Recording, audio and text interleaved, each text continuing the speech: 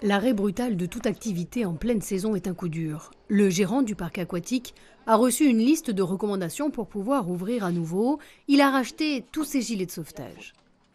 Regardez, monsieur Picot, l'état du matériel, l'aspirateur à mucosité. Regardez dans quel état c'est. Regardez l'état du tube. Mais apparemment, tout n'est pas encore réglé. On l'a jamais utilisé. Ah ben, heureusement, hein.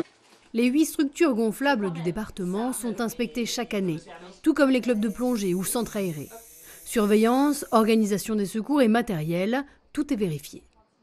L'objectif étant toujours qu'on s'assure que la sécurité des pratiquants elle est garantie. Donc en l'occurrence, on ne vous rouvre pas, vous l'avez bien compris, d'accord? Tant que les preuves et documents ne sont pas présentés, le parc restera fermé. À moins d'1 kilomètre sur le même lac, une autre structure a reçu, elle, l'autorisation d'ouvrir. Le but, c'est de ne pas tomber.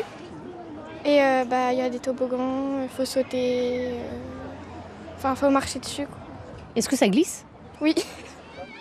Autour des modules gonflables, plusieurs maîtres nageurs surveillent les différents angles de vue.